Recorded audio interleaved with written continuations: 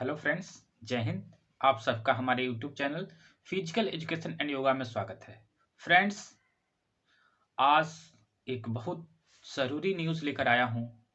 बहुत लोगों को मालूम भी होगा और मैं आप लोगों को इस वीडियो के माध्यम से जागरूक करना मैं चाहता हूँ कि आप लोग जागरूक हो जाइए। क्योंकि देखिए, हम बात कर रहे हैं एनटीपीसी और ग्रुप डी की जो वैकेंसी आई थी, उसमें धांधली के बारे में।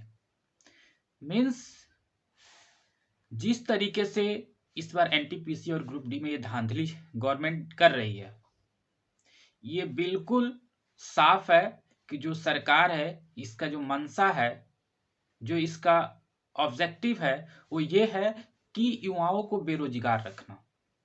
जब तक आपको रोजगार नहीं मिलेगा, जब तक आपको नौकरी नहीं मिलेगी, तब तक आप गवर्नमेंट के पीछे पीछे दौड़ेंगे।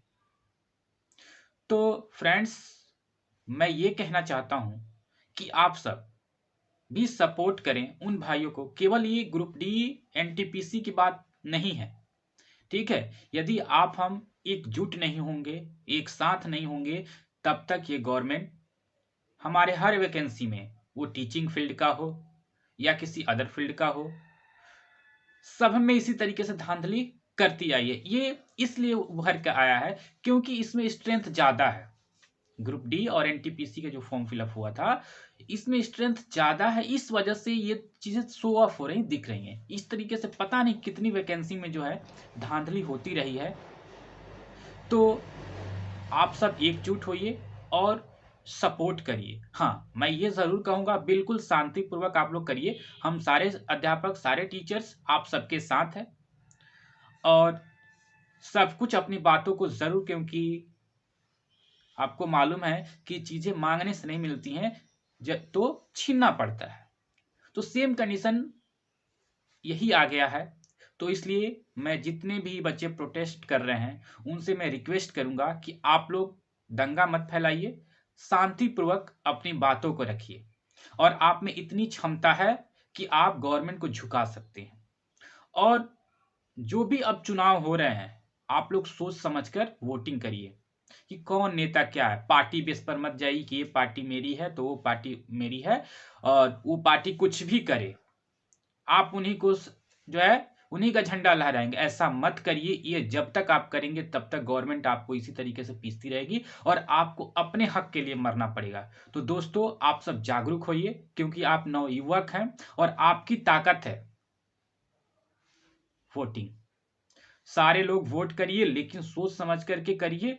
उस नेता का चुनाव करिए जो आपके लिए कुछ कर सकता है, क्योंकि हमें अंधभक्त बनने से कुछ होने वाला नहीं है। कुछ लोगों को बुरा भी लग रहा होगा, ठीक है, तो मुझे उससे कोई फर्क नहीं पड़ता है, क्योंकि मैं एक अध्यापक हूं, मैं एक टीचर हूं। तो मैं जब भी बोलूंगा तो दोनों पक्षों को देखते हुए मैं बोलूंगा, ठीक है। मीन्स मैं ये नहीं कह रहा हूं कि सारे नेता बुरे हैं, सारे नेता अच्छे भी नहीं है। तो चुनाव करिए सोच, क्योंकि आपके अंदर वो कैपेबिलिटी है, वो पोटेंशियल है कि आप उसको जज कर सकते हैं कि कौन नेता अच्छा है। क्योंकि लीडर का मतलब क्या होता है? जो कि आपके दुख सुख में शामिल हो, हर एक आपके बुरे परिस्थिति में आपके साथ हो। वैसा लीडर नहीं चाहिए जो कि सदन में बैठा हो और आपकी आवाज को ना उठाता हो।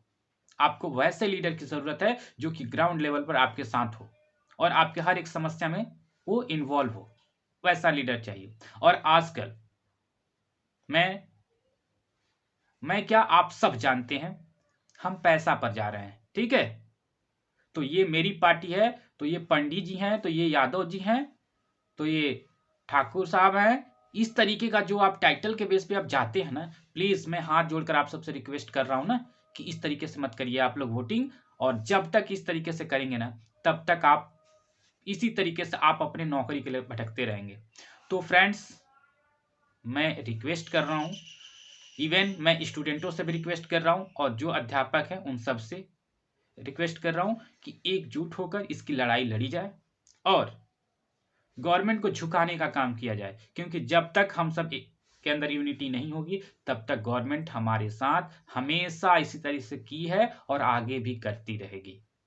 तो मैं छात्रों से रिक्वेस्ट करूंगा कि शांतिपूर्वक अपनी बातों को रखें, हिंसा न फैलाएं, क्योंकि आपके भी जान मान की खतरा हो सकती है।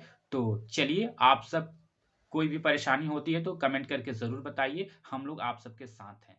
धन्यवाद।